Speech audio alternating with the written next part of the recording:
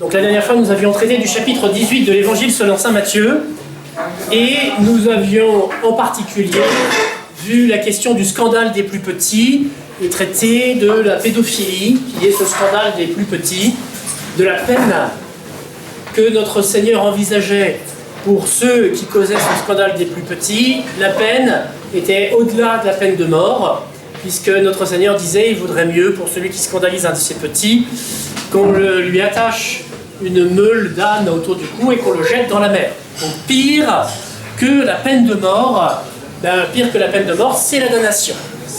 Et voilà la réponse de notre Seigneur à qui pouvait commettre ce type de péché sans s'en repentir, évidemment. Aujourd'hui, nous allons voir le chapitre 19 avec ce titre général. Entrez, mesdemoiselles, je vous en prie.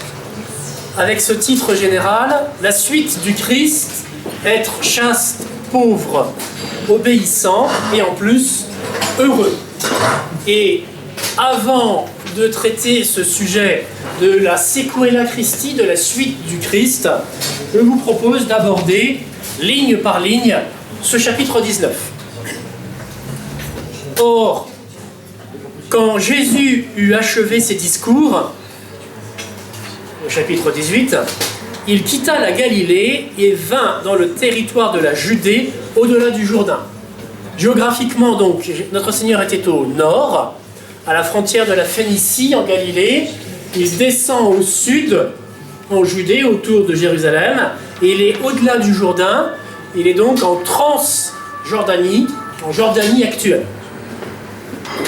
Des foules nombreuses le suivirent, et là, il guérit leurs malades.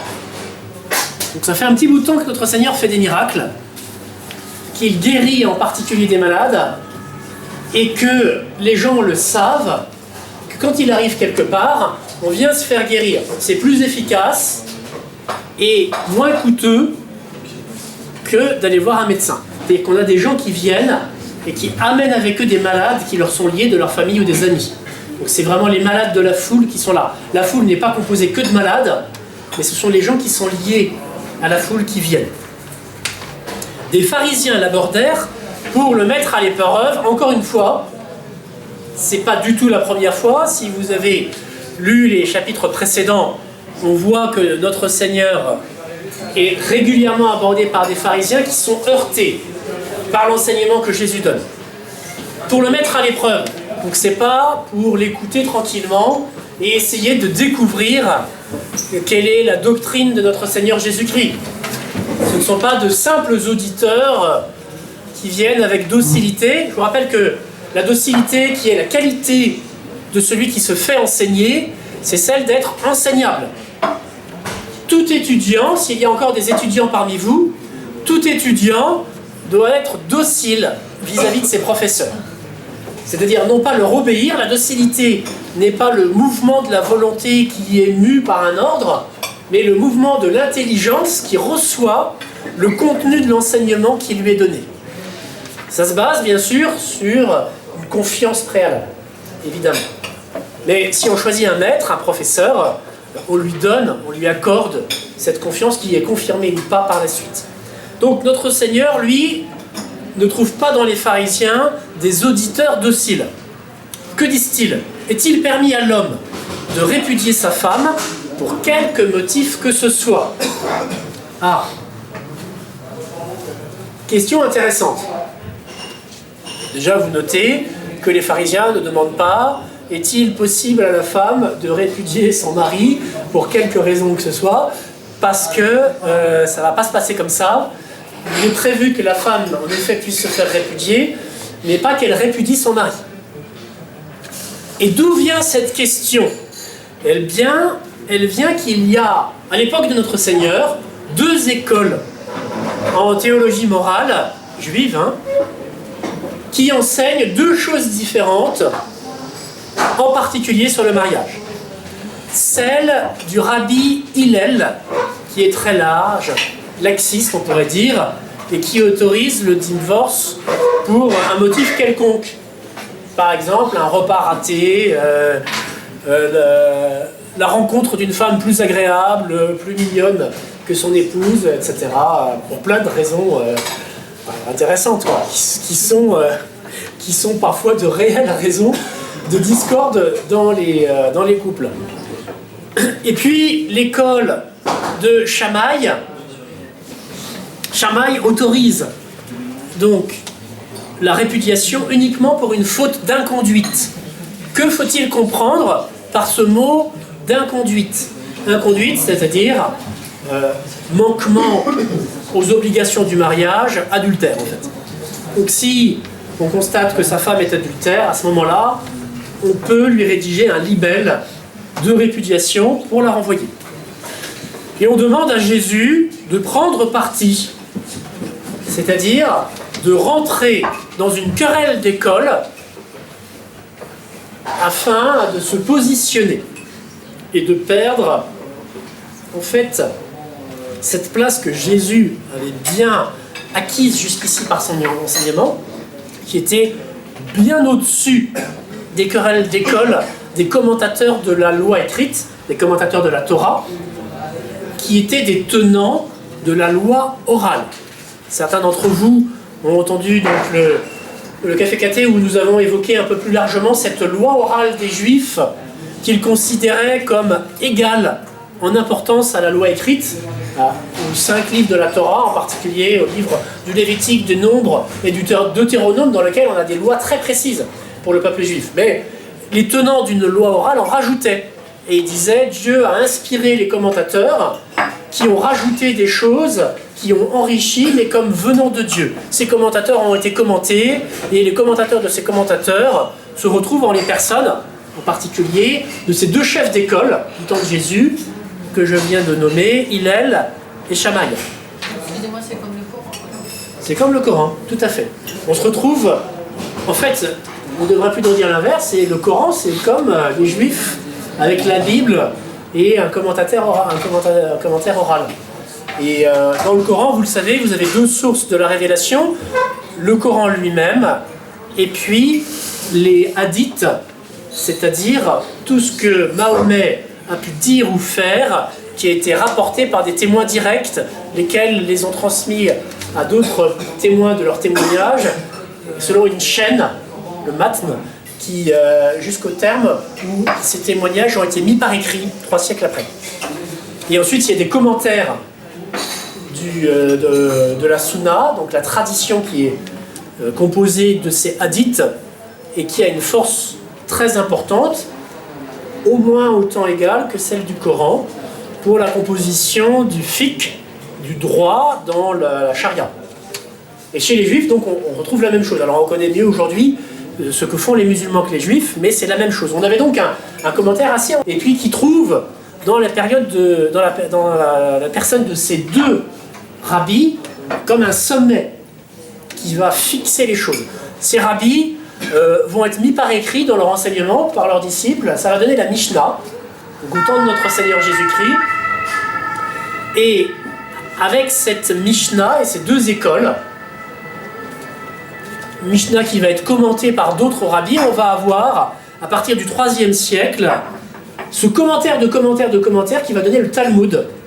D'abord le Talmud de Jérusalem, fixé par écrit de façon définitive vers le 5e siècle, puis celui dit de Babylone au 6e ou 8e siècle. Ces 2 personnages, donc contemporains de Jésus, sont importants. Hillel, qui était président de ce qu'on peut appeler le Bet Din, la chambre du droit. Le Sanhédrin qui réunissait les anciens, le Bet Din existe encore aujourd'hui. Si vous allez dans un restaurant à Paris, rue des Rosiers ou autre, et un restaurant caché ou quelque chose dans ce genre-là, vous verrez qu'il y a le tampon du Bet Din qui permet de savoir que la nourriture est cacheroute. Et selon les règles juives en vigueur. Et donc, Hillel est le président de ce tribunal qui rend, on pourrait appeler des fatwas, dans les domaines de la loi juive. Et Shammai va lui succéder. Puis, après lui, Gamaliel. Alors le nom vous l'avez déjà peut-être un peu entendu. Gamaliel, c'est le petit-fils de Hillel. en 30 après Jésus-Christ, un personnage qui fut son disciple était très célèbre. Il s'agit de Saül, qui va recevoir avec son baptême le nom de Paul, Paul de Tarse. Paul de Tarse était un pharisien farouche qui était parti à Damas pour arrêter les chrétiens, les mettre en chaîne et les ramener à Jérusalem pour qu'ils soient jugés par le Sanhédrin, comme appartenant à une secte déviante.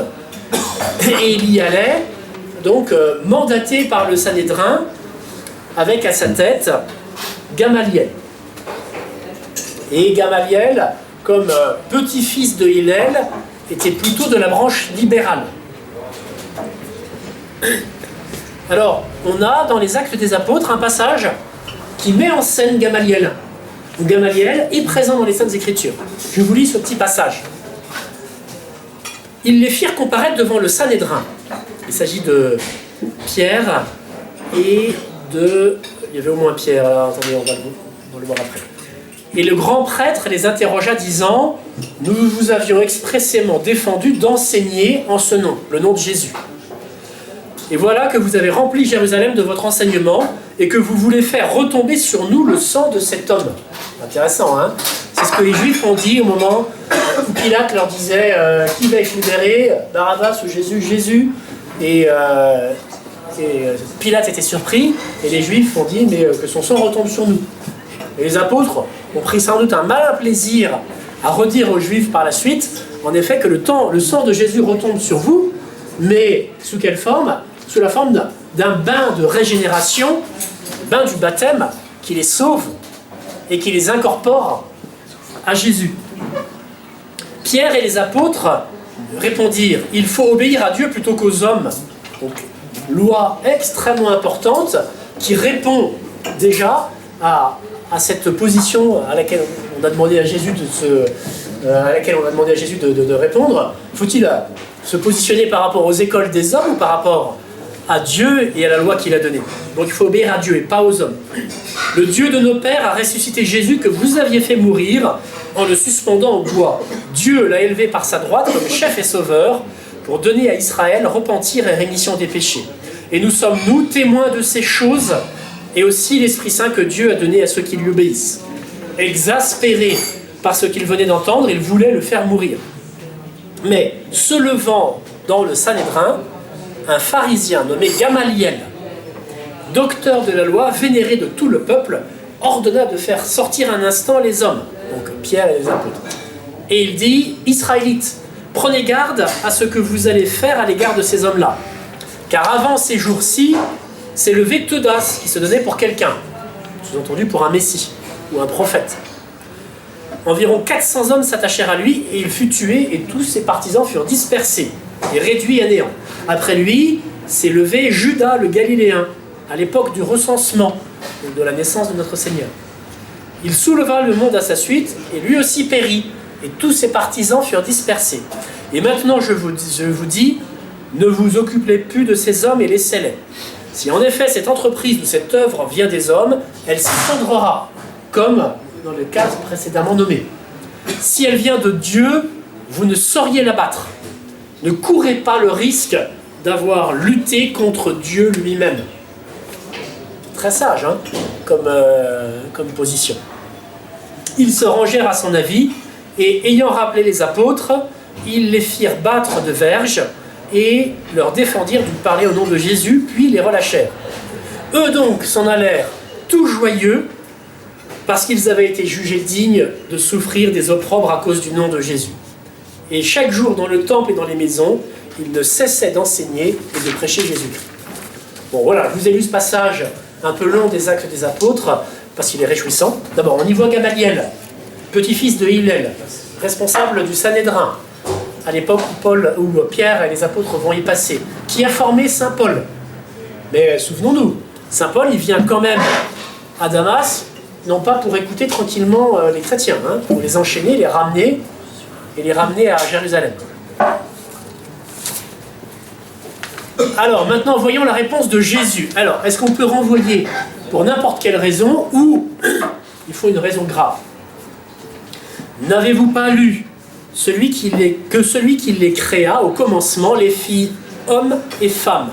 et qu'il dit « À cause de cela, l'homme quittera son père et sa mère et s'attachera à sa femme, et les deux deviendront une seule chair. » Donc ça c'est Genèse chapitre 1, verset 27, et Genèse chapitre 2, verset 24, que cite notre Seigneur. « Ainsi, ils ne sont plus deux, mais une seule chair. Que l'homme ne sépare donc pas ce que Dieu a uni. » Donc notre Seigneur botte en touche. On lui propose deux écoles, en lui disant une, puis à l'autre par défaut, et il ne choisit aucune des écoles. Ça me rappelle personnellement un autre épisode de la vie de notre Seigneur, où les pharisiens ont essayé de le coincer d'une façon un peu similaire. Notre Seigneur était dans Jérusalem et on lui amène une femme prise en flagrant délit d'adultère. Donc là, il n'y avait pas à négoter un vrai péché. Pas l'homme. Non, pas l'homme, juste la femme. Et, je pense que l'homme avait peut-être plus de facilité à s'enfuir que la femme. Pour le coup, par contre, dans la loi, il est prévu pour les adultères, hommes ou femmes, qu'ils soient lapidés. Pas que la femme. Dans la loi juive, en cas d'adultère, on lapide les coupables. Et là, on n'amène que la femme. Soit que l'homme donc ait réussi à s'enfuir rapidement, soit je ne sais pas pour quel autre motif il n'était pas là. Que va faire Jésus?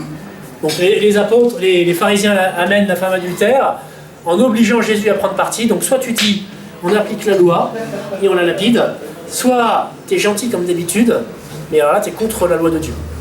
Et donc tu n'es pas de Dieu. Et la réponse de Jésus était très bonne, souvenez-vous-en, que celui qui n'a pas péché lance la première pierre.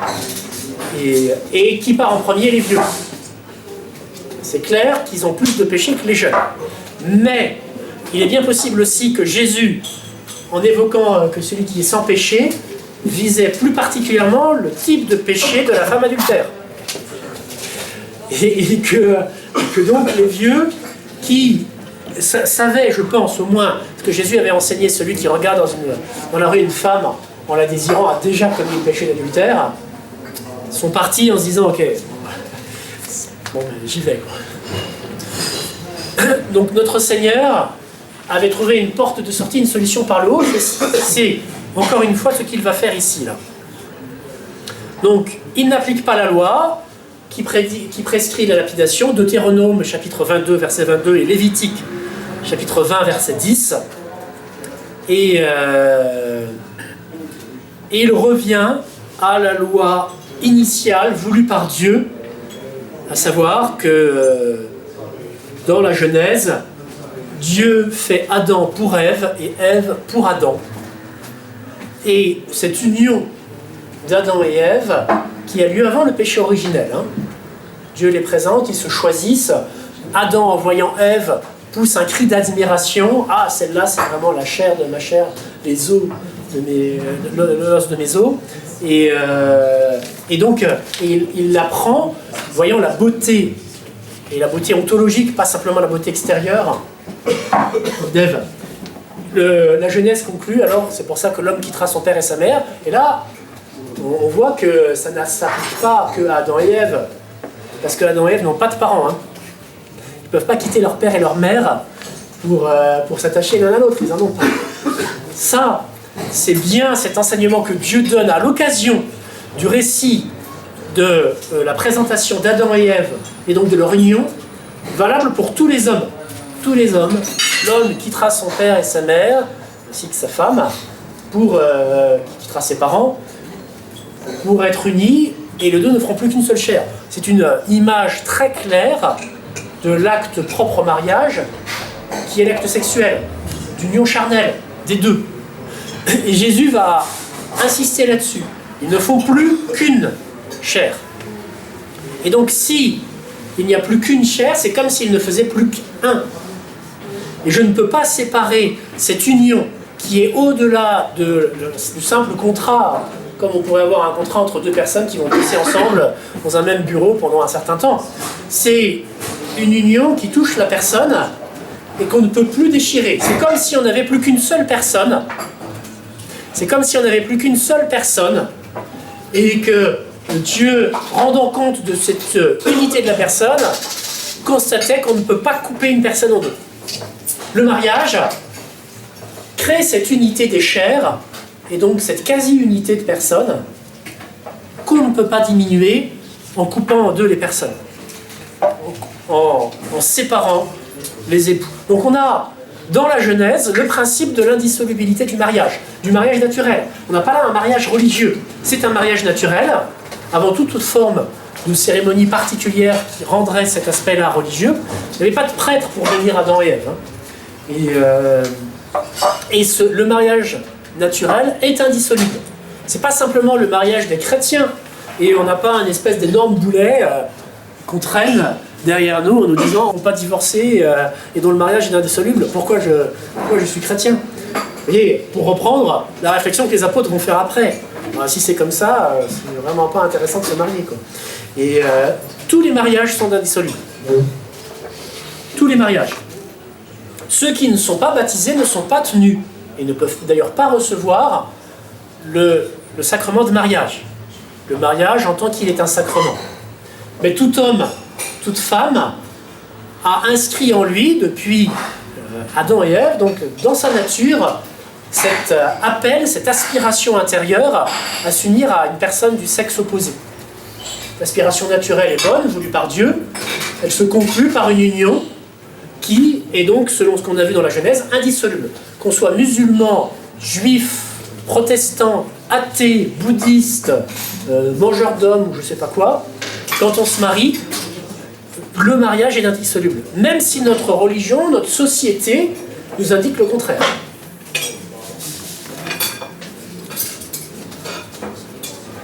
Jésus rajoute ensuite un commentaire très fort, ce que Dieu a uni, que l'homme ne le sépare pas. Et là, c'est une réponse faite à ces écoles. On lui dit, mais alors, il y a une école d'hommes qui dit on peut se séparer parce que la purée n'était pas assez salée, et une autre qui dit on peut pas se séparer que s'il y a une faute grave d'adultère. Jésus dit non, n'écoutez pas les hommes. L'homme ne peut pas séparer ce que Dieu a uni. Et cette indissolubilité du mariage a des conséquences très heureuses. Il est parfois bon de les rappeler. Si vous avez assisté à des mariages, peut-être que les prêtres dans leurs sermons en ont parlé. Peut-être pas. Il y a beaucoup de sujets qu'il faut aborder, mais l'indissolubilité du mariage donne la stabilité des personnes, des familles. L'obligation de travailler à son mariage. Parce que c'est pas un acte magique, le sacrement de mariage. Vous n'allez pas être heureux parce que vous vous mariez. Le mariage ne rend pas heureux. Ce qui rend heureux, c'est le travail vertueux des deux époux qui veulent le bonheur de leur conjoint et qui travaillent à ça, en essayant de bosser sur leurs propres défauts et en acceptant les défauts de leur conjoint. Et c'est ce travail, aidé par la grâce bien sûr, par la grâce divine donnée par le sacrement, qui va rendre ce travail beaucoup plus facile, qui va rendre heureux les époux. Mais pas le fait d'être passé devant le prêtre et d'avoir reçu un sacrement. Le sacrement assure la grâce qui sanctifie, le bonheur, et le bonheur naturel et le bonheur surnaturel, ensuite il faut l'acquérir. Ces conséquences de l'indissolubilité, obligation de travailler à son mariage, non de s'enfuir quand il y a une difficulté, fut-elle importante, ce qui oblige d'une certaine façon à la sanctification. Parce que des difficultés dans le mariage, est-ce qu'il y en a qui ne sont pas mariés parmi vous? La majorité, j'imagine. Bien. Des difficultés dans le mariage, je vous l'annonce comme un prophète, eh bien, il va y en avoir un certain nombre, voire même beaucoup. Donc, oui, il y aura un travail à faire. Et c'est pour ça qu'il vaut mieux d'ailleurs se marier pour des motifs profonds, non pas parce que mon mari est un habile footballeur ou parce que ma femme a les cheveux blonds, etc., mais parce qu'on partage des valeurs qui nous rendent bons, et donc la personne que l'on aime est bonne, et on aime en elle le bien qu'elle est, et on aime l'augmentation du bien qu'on va être à même de lui apporter par notre présence et notre collaboration à sa vie. Conséquence de l'indissolubilité du mariage, stabilité pour la société avec l'éducation des enfants sur le long terme. Si le mariage ne casse pas, ça va être les deux mêmes parents qui vont pouvoir éduquer les enfants sur une longue période et ça produira de bons fruits pour les enfants. Or, avoir de bons fruits humains pour les citoyens d'une nation, eh ben, c'est le gage d'une richesse humaine. Comme disait Jean Bodin, il n'y a de richesse que d'hommes. Une richesse humaine pour la société qui profite de cette indissolubilité du mariage. Réponse des pharisiens. Pourquoi donc Moïse, bon ils ne sont pas contents, Jésus n'est pas tombé dans leur piège, mais ils ont quand même une botte cachée. Mais alors, pourquoi Moïse a-t-il prescrit de donner un acte de divorce pour la répudier, la femme? Là, ils disent, mais attention, mais nous, ok, d'accord, on ne va pas parler de Hillel et de Shammai, les chefs d'école qu'on vous soumettait, on revient plus haut à Moïse. Là, Moïse, tu vas pas dire que c'est n'importe qui, que c'est un homme comme ça. Donc, Moïse, lui, il a dit qu'on pouvait répudier sa femme. Et il a eu la bonne idée de ne pas donner les motifs pour lesquels on pouvait la répudier. Ah, réponse de Jésus, c'est à cause de votre dureté de cœur que Moïse vous a permis de répudier vos femmes. Et au commencement, il n'en était pas ainsi. Donc, on a une chose intéressante que nous dit Jésus. Il répond, c'est bien Moïse qui a écrit ça, d'accord? Et c'est bien Moïse, c'est pas Dieu. Cette dissolubilité du mariage par le billet de répudiation, c'est Moïse qui le mentionne. Il ne tient pas de Dieu. Et pourquoi l'a-t-il fait? À cause de votre dureté de cœur. Les pharisiens qui parlent à Jésus ne sont pas du tout contemporains de Moïse. Mais Jésus les inclut dans cette sclérocardia, dans cette dureté de cœur, qui fait que, à cause de votre handicap, de votre cœur dur comme de la pierre, donc le cœur a toujours été l'image de l'amour, ou de votre incapacité à bien aimer la personne, en l'occurrence votre épouse. Moïse a constaté le fait de la répudiation et il a formalisé la manière dont devait se faire la répudiation en rédigeant un billet pour qu'il y ait une preuve, qu'il y ait quelque chose de matériel qui vienne rendre compte de cette répudiation que vous pratiquez à cause de votre manque d'amour. Mais ça ne vient pas de Dieu qui l'aurait prescrit à Moïse. Moïse, comme chef du peuple, prescrit une loi qui n'est pas civile, parce qu'il n'y a pas de loi civile à cette époque-là. Tout est mélangé. Il y a une fusion de tous les éléments. Moïse dit, quand on a la lèpre, que faut-il faire? Il faut se mettre en dehors du camp pour ne pas contaminer les autres. Ok, bon, c'est clair, c'est une loi avec des effets civils, mais c'est dans un traité religieux qu'il le mentionne. Et c'est important, parce que quelle autorité va avoir cette loi bien plus forte si elle est dans ce traité religieux que si elle est dans un autre traité? Et quand le lépreux est guéri, ce que Jésus demandera de faire à un des lépreux qui l'aura guéri, à ce moment-là, le lépreux doit aller faire constater au prêtre qu'il y a une autorité religieuse, certes, mais il n'a pas beaucoup d'autres civils, et on a confiance dans le prêtre, que la lèpre est partie. Et auquel cas, bon, il procédera à un sacrifice d'action de grâce au bon Dieu, et ensuite il sera présenté à la communauté comme étant guéri, il pourra réintégrer la communauté. Donc là, Moïse met en place un système administratif, mais qui ne vient pas de Dieu, et qui vient du manque d'amour de ceux qui sont les égaux des pharisiens du temps de Jésus, parce qu'ils ont le cœur dur. Malachie, le dernier prophète de l'Ancien Testament, celui que vous trouvez dans votre Bible, juste avant l'évangile de Saint Matthieu. Malachie écrivait ceci, répétant ce que Dieu lui inspirait, qui parle au nom de Dieu. « Prenez donc garde à votre vie, et que nul ne soit infidèle à la femme de sa jeunesse. Car je hais la répudiation, dit Yahvé, Dieu d'Israël. Car c'est couvrir de violence son vêtement. Prenez donc garde à votre vie et ne soyez pas infidèles. » C'est beau ce passage. Malachie est un prophète extraordinaire. Si donc vous vous dites, parce que vous avez mauvaise conscience de n'avoir pas fait encore un bon carême, on a dépassé la mi-carême. On s'achemine vers la fin du carême. Vous vous êtes dit, je ferai ça, puis ça, puis ça, et vous vous êtes rendu compte que vous n'aviez pas fait tout ça pour votre carême. Et là, vous vous dites, tiens, je vais lire la Sainte Écriture, Père Henri Favelin en plus le recommande, je vais lire tout un livre entier de la Bible, il y en a 73. Je vous conseille de lire le livre de Malachie, qui fait 2 pages et demie.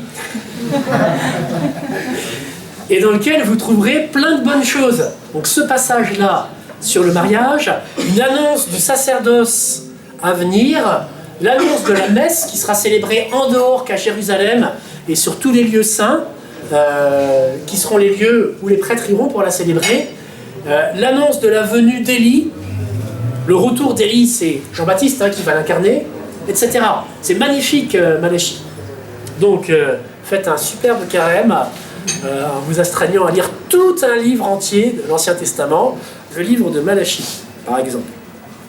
Bon, mais si vous voulez lire Isaïe, qui doit faire, à mon avis, 250 pages, vous pouvez aussi, bien sûr. Je vous conseille en particulier les chapitres 50 et 53. Alors, la suite complique la question un petit peu. Jusqu'ici, ce que disait notre Seigneur était clair, c'est non, il n'y a pas de répudiation. Or, je vous le dis, celui qui répudie sa femme, si ce n'est pour adultère, et en épouse une autre, commet un adultère. Donc, si on omettait juste le petit passage au milieu, ça serait plus clair. Je vous le dis, celui qui répudie sa femme et en épouse une autre, commet un adultère. Très bien, ok. Si ce n'est pour adultère. Alors, en fait, si je comprends bien, si je fais une lecture littérale de ce seul passage, notre Seigneur nous dit, en fait, que je peux répudier ma femme pour adultère. Exactement comme Shammai dit. C'est bizarre, non ?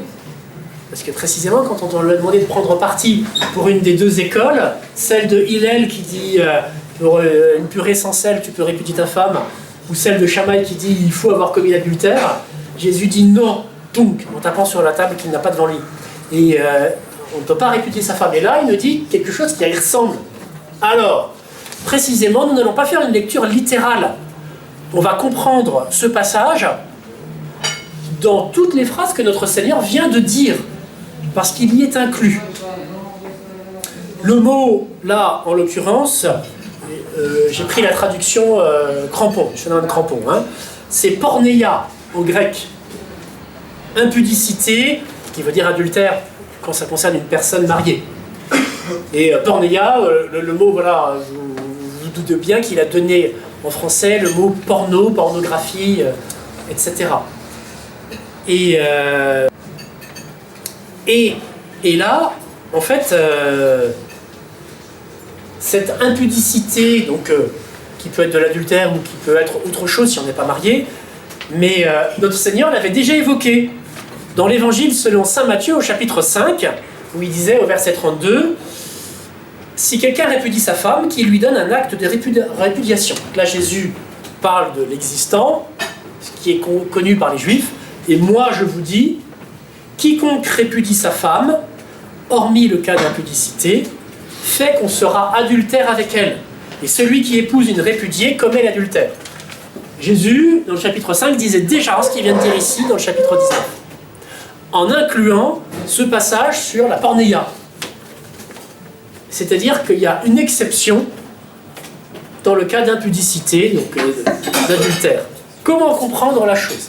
Eh bien, la Sainte Écriture ne se lit pas et ne s'interprète pas tout seul, tranquille, dans son coin, comme ça. J'ai compris, c'est le Saint-Esprit qui m'a éclairé, et donc j'ai la version définitive et vraie de ce que je dois comprendre. La Sainte Écriture se lit dans l'Église. Et il est dans l'Église une autorité qui a charge de l'interpréter, qui est le magistère, représenté en particulier par le pape, ou par le pape uni aux évêques, ou par le pape uni aux évêques réunis en concile. Et donc le magistère a pour charge de nous faire connaître et comprendre la Sainte Écriture dans le sens dans lequel le Saint-Esprit, qui gouverne l'Église, et le magistère, a voulu le faire comprendre. Donc il y a un concile qui a évoqué ce point-là, et qui nous dit comment il faut comprendre ce passage. C'est le concile de Trente, dans sa session 24, au canon numéro 7, qui déclare que l'Église ne se trompe pas en enseignant à la suite de l'évangile et des apôtres que le lien du mariage ne saura être dissous même par l'adultère. Donc, un concile enseigne ça. Et alors, ça semblerait être contradictoire avec la parole de la Sainte Écriture. Comment faut-il comprendre? Et cependant, on voit que la phrase de Jésus semble contradictoire avec ce qu'il disait juste avant. Comment faut-il comprendre? Eh bien, notre Seigneur, puisqu'il met une incise, crée un cas particulier. Mais, donc le cas d'adultère. Que faire en cas d'adultère? Mais on a vu qu'il ne considère pas qu'il y a une possibilité de répudiation. Et comment l'ont compris les apôtres eux-mêmes, puis toute l'Église à leur suite, c'est-à-dire que dans ce cas d'adultère, il n'y a pas répudiation, mais il y a fin possible de la part de l'époux qui a été trompé, de la vie commune du mariage. C'est-à-dire que c'est la fin de cette vie commune, l'époux trompé peut se séparer et vivre séparément, même jusqu'à la fin de sa vie, de celui qui l'a trompé. Séparation de corps. Donc, qui vient, dans la pratique de l'Église, rendre compte de la façon dont elle a compris ce passage de notre Seigneur Jésus-Christ, d'une façon qui inclut vraiment tout l'enseignement de Jésus, à savoir, il n'y a pas de répudiation, mais il y a un cas particulier pour l'adultère. Donc on voit apparaître, je résume, un cas avec une distinction particulière, et qui ne crée pas le divorce, la répudiation, mais qui crée quelque chose de particulier dans le mariage, qui empêche une des particularités du mariage, qui est la vie commune. Et là, l'empêchement est levé à cause de la faute d'un des époux. Séparation de corps, mais sans remariage. Cette séparation de corps, elle existe d'un point de vue canonique, donc selon les lois de l'Église. Elle existe aussi en France dans la loi civile. La séparation de corps peut être constatée par un jugement au tribunal. Comment ? C'est différent du divorce. C'est différent du divorce. Et la séparation de corps fait que l'État considère les époux comme étant toujours mariés. Ce qui fait que si un des époux séparés a des besoins financiers matériels, l'autre époux, du fait même du mariage, doit y répondre. Donc la séparation de corps n'exclut pas une aide alimentaire qui est versée en cas de divorce. Elle l'inclut tout au contraire. Alors, le Code de droit canonique, dans le canon 1151, dit la chose suivante.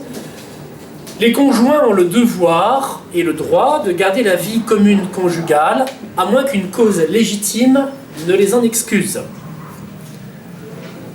Bien qu'il soit fortement recommandé que le conjoint mu par la charité chrétienne et soucieuse du bien de la famille ne refuse pas son pardon à la partie adultère et ne rompe pas la vie conjugale, si cependant il n'a pas pardonné la faute de manière expresse ou tacite, il a le droit de rompre la vie commune conjugale, à moins qu'il n'ait consenti à l'adultère, n'en soit la cause, ou n'ait commis lui aussi l'adultère. Il y a pardon tacite continu, le canon 1152, si l'époux innocent, après avoir eu connaissance de l'adultère, a vécu de plein gré conjugalement avec son conjoint.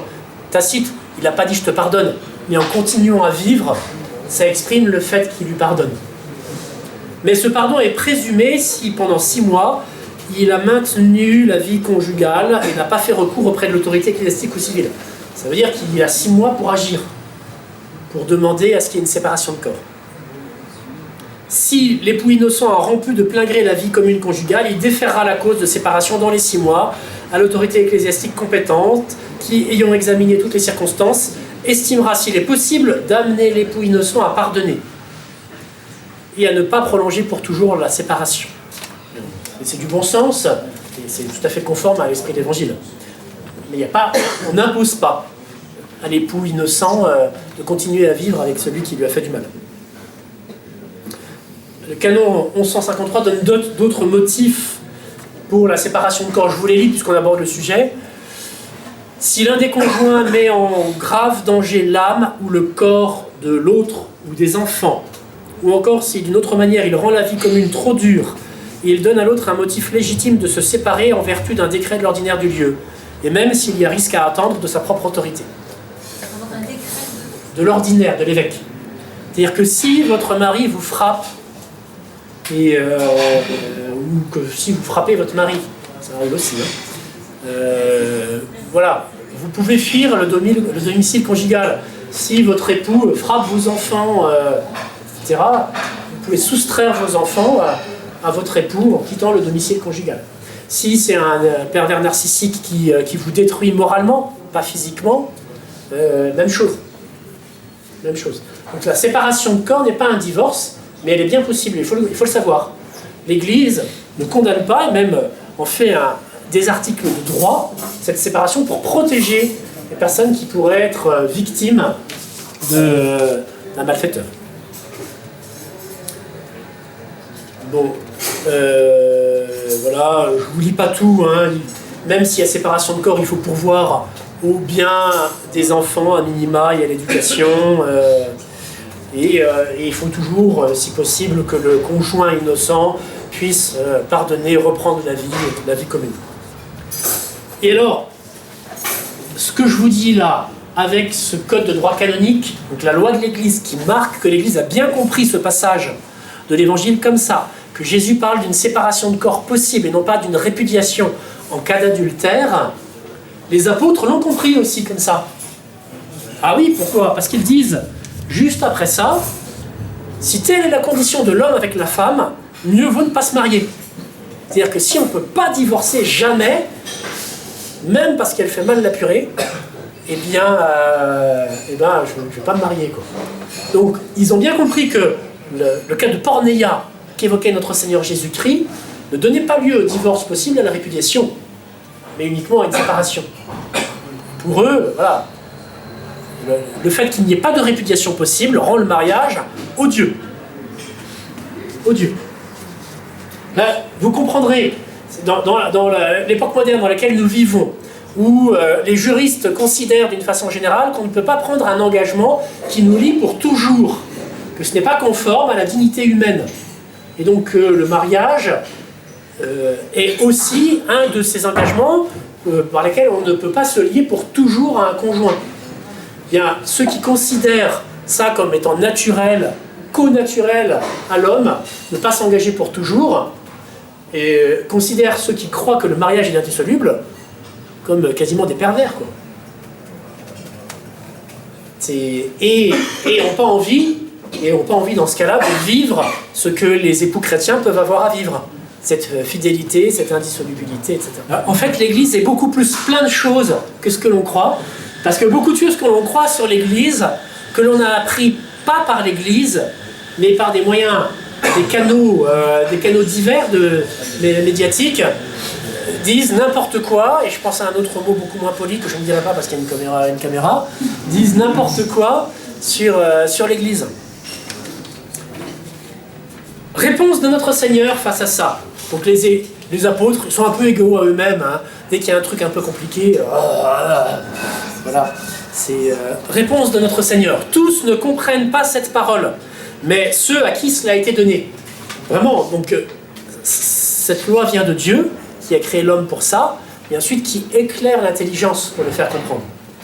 Car il y a des eunuques qui sont venus tels du sein de leur mère, qui sont nés eunuques. Il y a aussi des eunuques qui le sont devenus par le fait des hommes. Il y a des eunuques qui se sont fait eunuques eux-mêmes à cause du royaume des cieux. Que celui qui peut comprendre, comprenne. Bon, c'est pas si évident que ça en fait. On va reprendre doucement. Des eunuques. Qu'est-ce qu'un eunuque? Je pense que tout le monde sait. C'est un homme à qui on a coupé une partie des organes sexuels. Alors, une partie ou tout. D'ordinaire, c'est juste une partie. Et donc, il ne peut plus enfanter. Et c'était quelque chose d'assez courant dans l'Antiquité et à l'époque de notre Seigneur, surtout en Orient. Il y a eu d'autres pratiques plus tard. En Chine, c'était extrêmement pratiqué, hein. Il pouvait y avoir à la cour des empereurs jusqu'à 10 000 eunuques qui faisaient en fait les fonctions de fonctionnaires, d'administrateurs de l'Empire.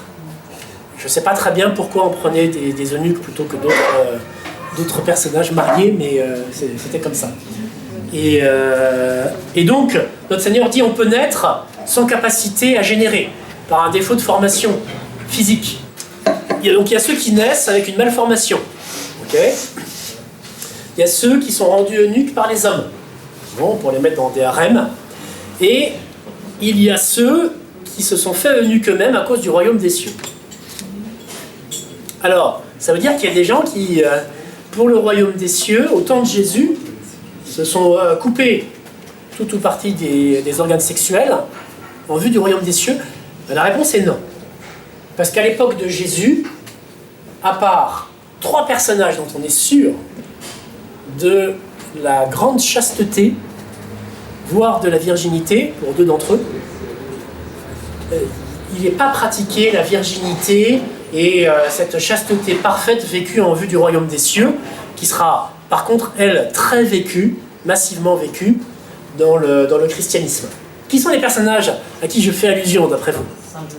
Saint Joseph, la Sainte Vierge, le troisième... pardon, alors, et le troisième, oui? Saint Jean-Baptiste.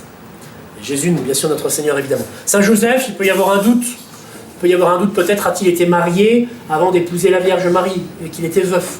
Une hypothèse qui a été avancée par certains. Mais qui permettait de rendre compte de la petite difficulté scripturaire des frères de Jésus. Alors, et si Joseph avait déjà des enfants, c'est plus facile d'évoquer les frères de Jésus. Bon. Mais Joseph, on n'a pas de certitude, mais il est fort possible, on sait qu'il a vécu très chastement avec la Vierge, qui n'ont pas consommé leur mariage, peut-être avant aussi. Jean-Baptiste, lui c'est clair, il a vécu comme ça. Mais c'est une nouveauté dans la vie religieuse, parce que les Juifs ne pratiquaient pas ça. Mais la Vierge Marie, comment on sait ça qu'elle était vierge? D'abord, vous voyez, il y a un usage dans l'Église de l'appeler Vierge Marie. C'est pas pour rien. Et le fondement de cette virginité, elle est d'abord scripturaire et ensuite dans la tradition divine apostolique. Scripturaire, quand l'ange Gabriel vient la voir, elle est fiancée à Joseph, donc elle est quasi mariée, elle n'est pas encore rentrée sous le toit de Joseph, ça va se faire après. Et l'ange Gabriel vient la solliciter pour qu'elle soit la mère de Jésus. Et elle dit, je ne connais pas d'homme. Et donc, c'est clair, elle est vierge, elle ne s'est pas encore engagée dans le mariage. Et c'est une chose ferme, on le voit. Elle aurait très bien pu comprendre que l'enfant Jésus allait être le fruit de son mariage avec Saint Joseph. Mais elle dit, non, il y a un problème. Je ne peux pas être la mère du Messie parce que je ne connais pas d'homme, point. C'est ma décision. Et dans le mariage avec Saint Joseph, ça sera encore comme ça. Et l'ange lui dit, mais le Tout-Puissant te couvrira de son ombre, et c'est le Saint-Esprit qui va la faire enfanter de l'enfant Jésus. Donc voilà, cette je ne connais pas d'homme ferme et définitive de la Vierge Marie, il est rendu stable par cette grossesse qui ne lui vient pas d'un homme, mais qui lui vient du Saint-Esprit. Alors,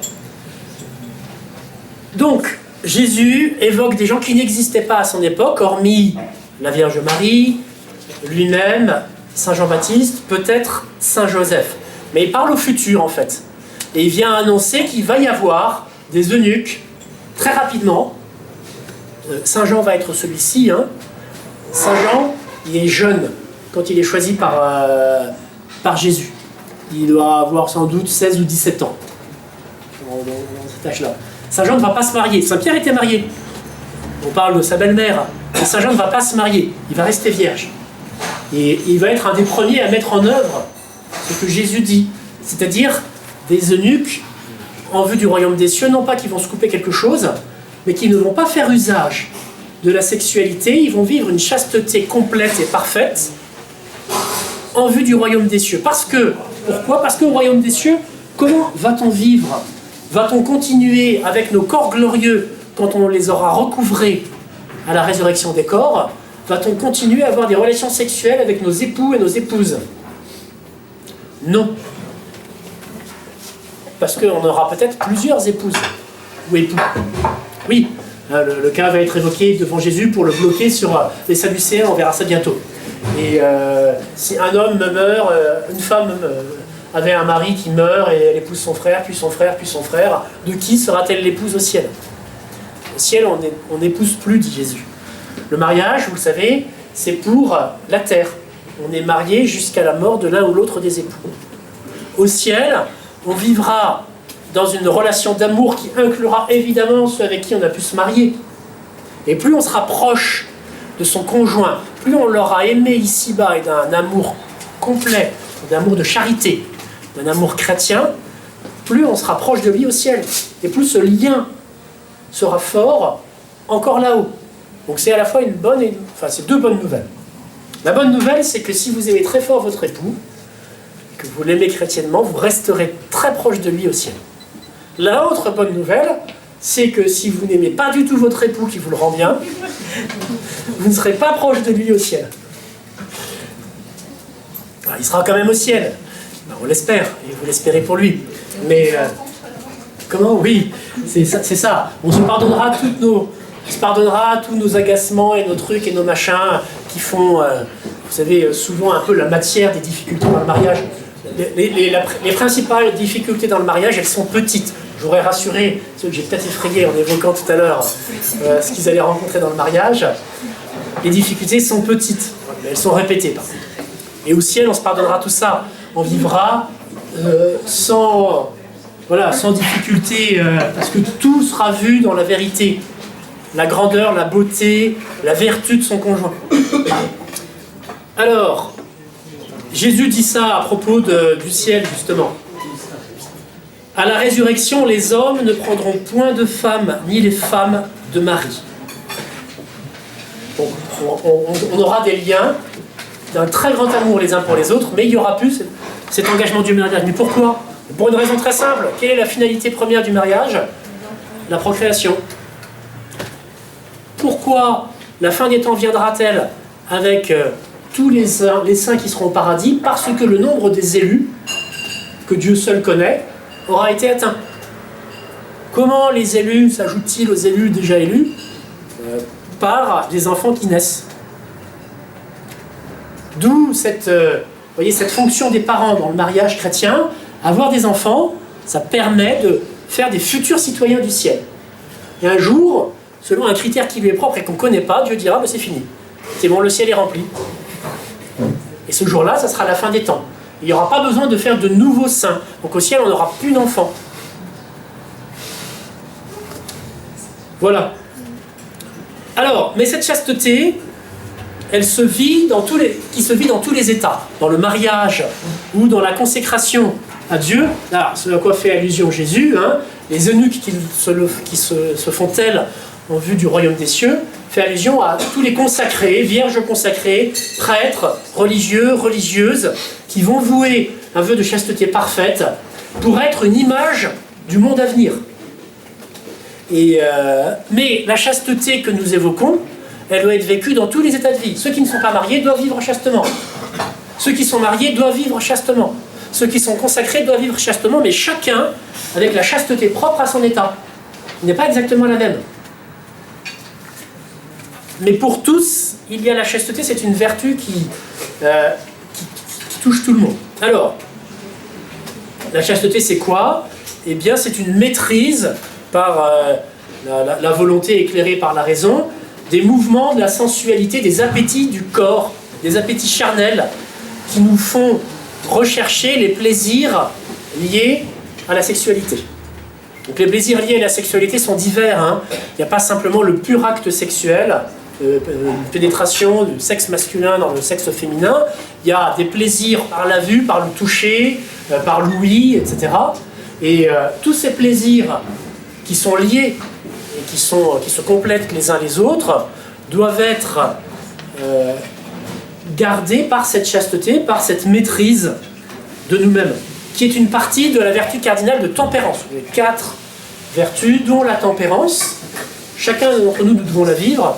Et de même, selon son état, on conserve donc cette chasteté qui fait que, eh bien, avec son épouse, on peut avoir des relations sexuelles, pas de problème. Chasteté relative avec son fiancé, quand on s'est promis l'un à l'autre, on peut tout à fait se permettre des gestes que des personnes qui ne sont pas fiancées ne peuvent pas se permettre, se tenir la main, se mettre la main sur l'épaule, faire un petit bisou, la main autour de la taille, s'asseoir l'un à côté de l'autre, se toucher avec le pied, etc. Bah, bref, vous en avez 42 000. Mais vous n'allez pas faire ça quand vous êtes dans le métro, pardon, vous le savez bien, mais même si vous vous dites « mais celle-là, c'est ma future fiancée », vous n'allez pas commencer à lui faire un petit pied dans le métro, quoi. Ou là, vous allez prendre une claque, tant mieux pour vous. Donc la chasteté se vit selon tous les états. Et c'est la même chose pour les consacrés. Le type de chasteté qu'ils doivent vivre est bien plus importante que, par exemple, une personne qui n'est ni mariée ni fiancée. C'est sans doute le cas de certains parmi vous, ni mariés ni fiancés. Vous n'allez pas faire des smacks à votre meilleure copine ou un truc dans ce genre-là. Vous allez conserver une certaine distance, mais un prêtre ou une vierge consacrée, ça va être encore plus. Vous pourrez très bien mettre la main sur l'épaule d'une de vos amies, en tout bien, tout honneur, comme ça. Mais le prêtre, il gardera d'une façon encore plus forte cette chasteté, c'est-à-dire tous les actes qui manifestent une affection intérieure et qui sont en même temps une recherche d'un plaisir. Il y a un plaisir dans le toucher, c'est évident, qui manifeste une recherche d'un plaisir lié à la sexualité. Pour vivre notre chasteté, vous le savez, le Seigneur nous aide, selon l'état dans lequel on est. Par le baptême, on reçoit des grâces pour bien vivre dans l'état dans lequel nous sommes. Il y a différentes manières d'augmenter ces grâces que le Seigneur nous donne, la confession régulière, surtout si on a des petites difficultés avec la chasteté, qu'on a du mal à la vivre au quotidien ou sur une période ou sur le long terme. Le Seigneur nous aide en nous présentant la confession, qui pardonne les péchés passés, mais qui donne aussi la force de ne pas recommencer. L'ouverture de conscience auprès de son confesseur ou de son directeur spirituel, des prières, en particulier à Saint Joseph, à la Vierge Marie, à Saint Jean-Baptiste, ceux-là même qui ont bien vécu cette chasteté. Le catéchisme de l'Église catholique, à propos de la chasteté, dit ceci. La chasteté comporte un apprentissage de la maîtrise de soi, qui est une pédagogie de la liberté humaine. La chasteté nous recompose, et là c'est une citation de Saint-Augustin. Elle nous ramène à cette unité que nous avions perdue en nous dispersant. La dispersion, c'est aller chercher différentes choses qui ne sont pas pour nous, pas maintenant. Et elle nous recompose, elle nous recentre sur nous-mêmes donc. La vertu de chasteté est placée sous la mouvance de la vertu cardinale de tempérance, qui vise à imprégner de raison les passions et les appétits de la sensibilité humaine. La maîtrise de soi est une œuvre de longue haleine. Jamais on ne la considérera comme acquise une fois pour toutes. Oui, parfois on a pu vivre chastement au bout d'un certain nombre d'efforts. Il faut continuer à entretenir. C'est comme ça pour toutes les vertus. Sinon, le risque, c'est qu'on refasse ressurgir des faiblesses. En fait, c'est l'amour qu'on a pour les personnes et pour nous-mêmes qui fait que, par la raison, on modère ces appétits de la sensibilité. N'oubliez pas, toutes les vertus ce sont soit des vertus naturelles, les 4 vertus cardinales sont des vertus naturelles. On peut les recevoir quand on est chrétien de façon infuse. Dieu peut nous les donner comme ça, on ne les avait pas. Ça rentre en nous et d'un seul coup, sans avoir à poser une succession d'actes pour mettre en nous cette stabilité dans la possession de cette vertu, elle nous est donnée. Et elles sont liées entre elles, et elles sont toutes aussi dans la mouvance de la charité. Et quand on perd la charité, toutes les vertus sont fragilisées. Toutes. Donc, et quand on a cette charité en acte, les vertus sont renforcées. Donc oui, en aimant en vérité les personnes, ça sera une vraie aide pour les considérer comme il convient, mais en nous aimant aussi nous-mêmes. Parce qu'il y a vraiment ce mouvement. Il ne faut pas s'en vouloir si, en passant dans la rue, on trouve des filles mignonnes ou des hommes beaux. C'est le cas. Et ce regard que l'on pose sur les personnes, il est vrai. Dieu nous a donné cet appétit, cette capacité à voir comme un bien, des éléments même simplement sensibles dans les corps des personnes. La chasteté connaît des lois de croissance qui passent par des degrés marqués par l'imperfection et parfois par le péché. Donc, cette vie consacrée, ces eunuques en vue du ciel, eh bien, qui vont faire dans l'Église le vœu de chasteté, ce sont les religieux, les consacrés, les moines, les moniales, les vierges, et dont on va reparler dans un instant. Et alors, juste à ce moment-là, on amène à Jésus des petits-enfants. Est-ce que c'est une coïncidence? Ou est-ce que ça a un lien? On plaît à croire que ça a un certain lien. Jésus vient parler de cette grande pureté intérieure du cœur, dans l'amour, qui fait que notre relation à l'autre n'est pas une recherche d'un plaisir coupable, et on lui amène des innocents, des petits-enfants, pour qu'il leur imposât les mains et pria pour eux. Or, les disciples les gourmandèrent. Bon, là, c'est le chanoine de Crampon qui dit ça. Les disciples n'ont pas gourmandé les petits-enfants. Les disciples ont dû donner des coups de pied dans le derrière aux petits-enfants. Parce que, imaginez la scène, vous êtes dans un village d'Orient, vous avez tout le monde qui vit dans la rue, il fait trop chaud dans la maison, hein, donc tout le monde est dans la rue, vous avez les gamins qui sont là, ils voient quelqu'un qu'on appelle un rabbi, quelqu'un d'important qui est là, qui fait du bien aux autres, et pourquoi pas à moi, et ils se précipitent en meute autour de Jésus, essayant de grappiller quelque chose, et ils sont curieux de toute façon. Et les disciples, au bout de 3 à 5 minutes, on va dire, en ont marre du bruit que font les enfants, de l'agitation, ils courent, ils tournent, ils crient, etc. Donc, ils les écartent. Mais Jésus leur dit, laissez les petits enfants venir à moi, car le royaume des cieux est semblable à ceux qui leur ressemblent. Là, on revient à ce qu'on avait vu dans le chapitre dernier. Le royaume si vous ne vous faites pas semblable à des petits enfants, vous ne rentrerez pas dans le royaume des cieux. Le royaume des cieux est pour les petits-enfants, ceux qui sont innocents. C'est une image, hein, les enfants font des péchés, vous le savez bien. Vous avez été enfant, puis vous en voyez autour de vous. Mais cependant, la matière des péchés que font les enfants, elle est légère. Et il y a quelque chose de frais, de beau, de clair dans ces enfants qui nous fait du bien. On aime bien fréquenter les enfants à cause de ça.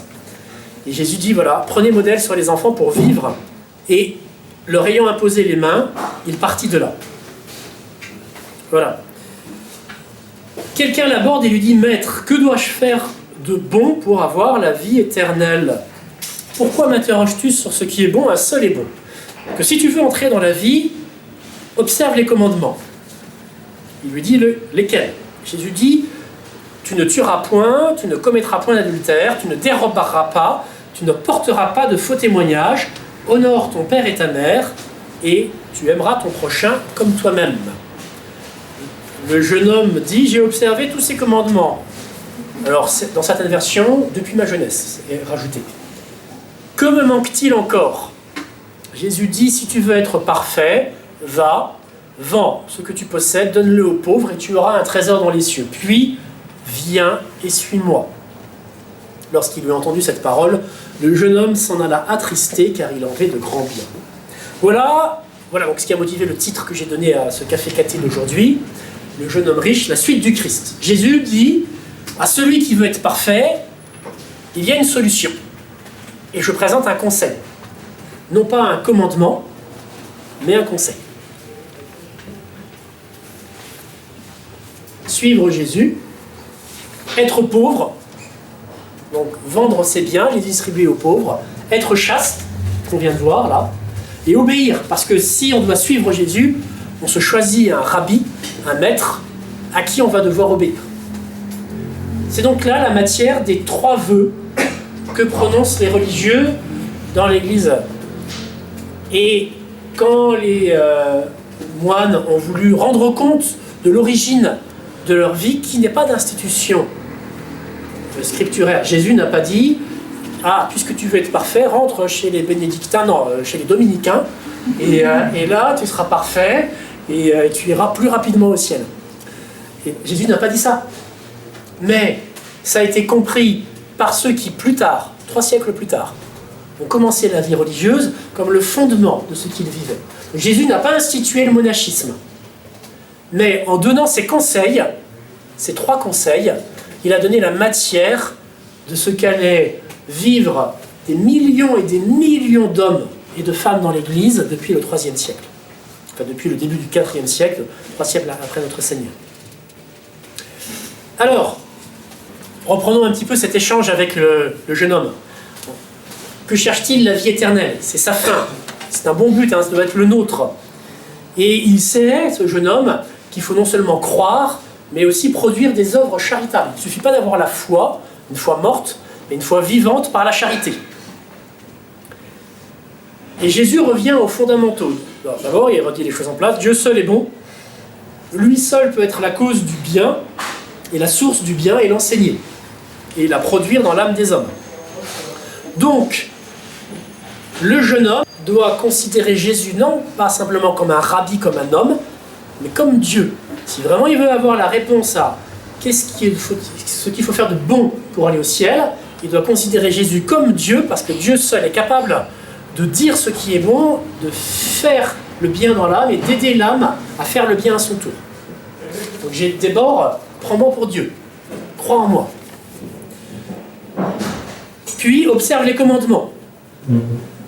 Et alors, notre Seigneur va énumérer les 5e, 6e, 7e, 8e, puis 4e commandements. Je ne fais pas l'injure de vous redire lesquels sont lesquels. Ils sont dans l'ordre dans lequel je viens de vous dire. Et il dit, voilà, il faut suivre ces commandements. Notre Seigneur va revenir beaucoup là-dessus, principalement dans l'Évangile selon Saint Jean. Chapitre 14, verset 15, « Si vous m'aimez, gardez mes commandements. Celui qui a mes commandements et qui les garde, c'est celui-là qui m'aime. » Il fait vraiment un lien entre l'amour qu'on a pour lui et le fait de suivre, de faire les commandements. « Si quelqu'un m'aime, il gardera ma parole. Celui qui ne m'aime pas ne gardera pas mes paroles. » Voilà, on sait, le vrai test pour savoir si on suit les commandements, c'est si on aime Jésus. Ou le vrai test pour savoir si on aime Jésus, c'est si on suit les commandements. Si on se dit, ok, moi j'aime Jésus, mais honorer mes parents, ne pas voler, ne pas mentir, non merci, en fait c'est qu'on n'aime pas Jésus.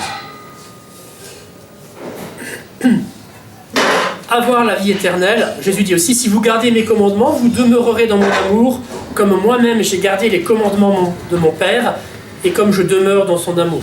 Donc avoir la vie éternelle, c'est vivre dans cet amour surnaturel de Dieu qui nous aime et par lequel on l'aime.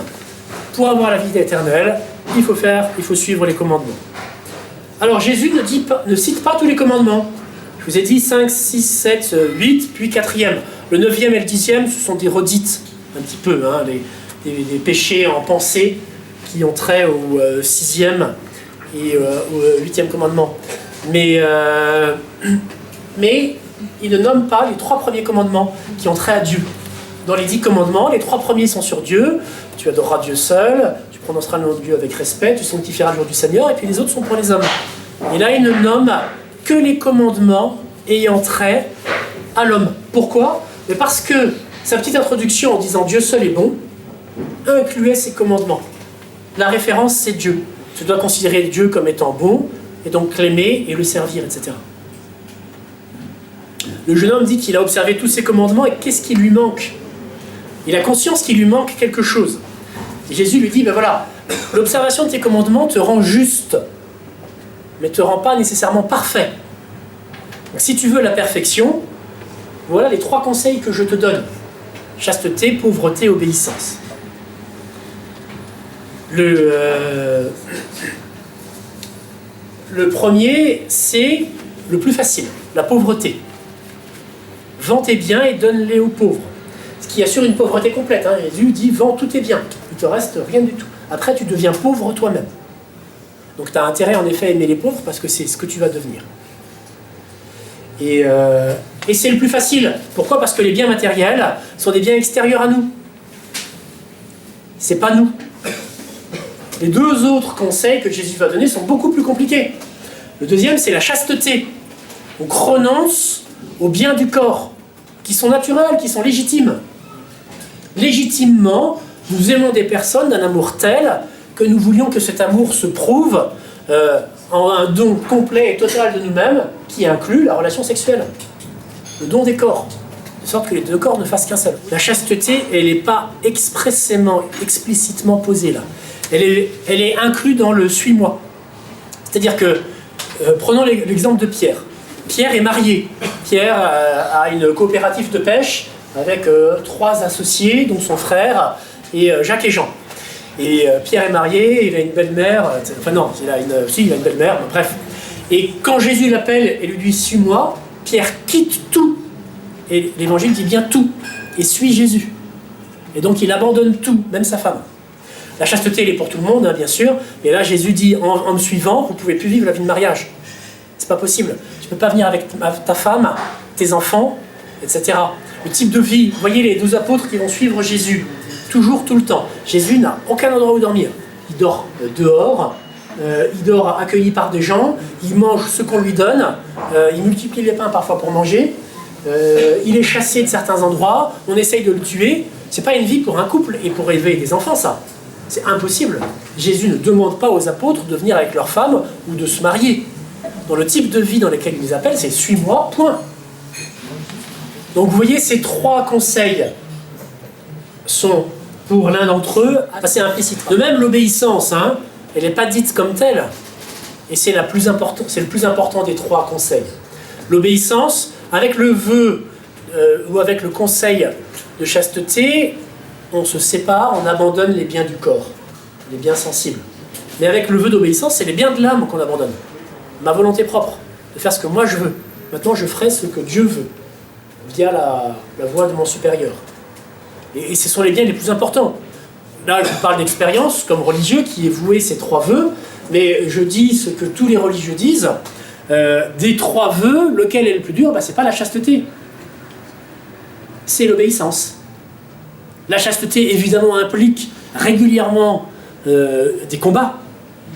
Des combats, parce que comme je vous le disais, les femmes ne cessent pas d'être belles dans la rue parce que j'ai fait le vœu de chasteté. Et de même, je vous rassure, c'est bien une image, hein, ce que Jésus dit, certains se font eunuques en vue du royaume des cieux, on ne nous coupe rien du tout quand on rentre au couvent.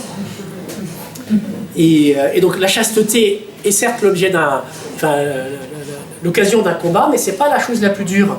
C'est vraiment l'obéissance.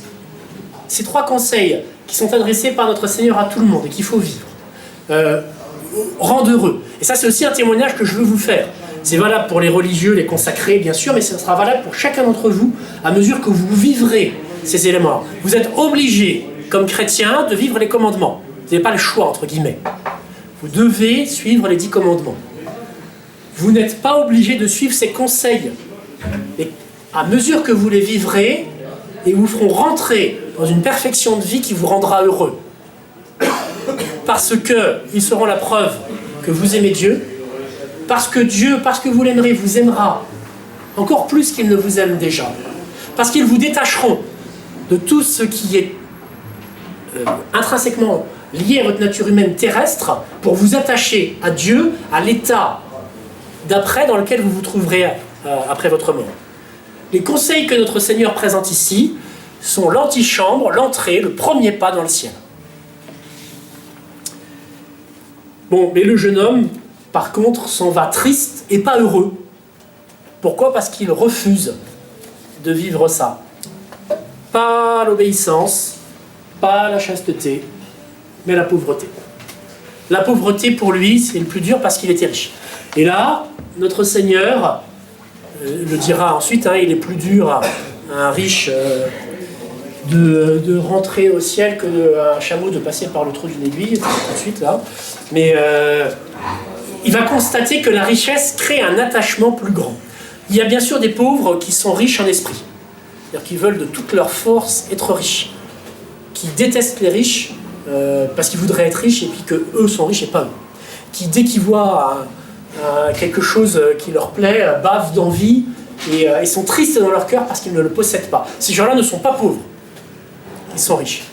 Et donc, le jeune homme riche, lui, non seulement avait cet attachement aux richesses, mais il avait beaucoup de richesses, c'est un risque. Plus on a de richesses, plus il est facile d'être attaché aux richesses. C'est un vrai risque. On a des contre-exemples. J'aime beaucoup citer notre grand roi Saint-Louis, qui était immensément riche. Personnellement, ou c'était... Il était riche personnellement, bien sûr, et puis ensuite il avait à gérer toute la richesse du royaume. Il l'a bien géré, hein. Pour exemple, on a une richesse incroyable ici à Notre-Dame de Paris, la Sainte Couronne d'Épines que vous pouvez vénérer tous les premiers vendredis du mois à 15h, ou tous les vendredis de carême, en ce moment à 15h. La couronne qui a été posée sur la tête de notre Seigneur, elle est ici. Il l'a achetée l'équivalent d'un an de PIB de la France. Cette couronne d'épines avait été gagée par l'empereur de Constantinople, où elle était, aux Italiens pour obtenir des fonds, des subsides pour combattre contre les musulmans. Et donc il l'a dégagée, en échange de quoi elle lui a été donnée. Il ne l'a pas acheté à proprement parler comme ça. Et ensuite il a fait construire la Sainte-Chapelle, qui est un bijou au cœur de Paris.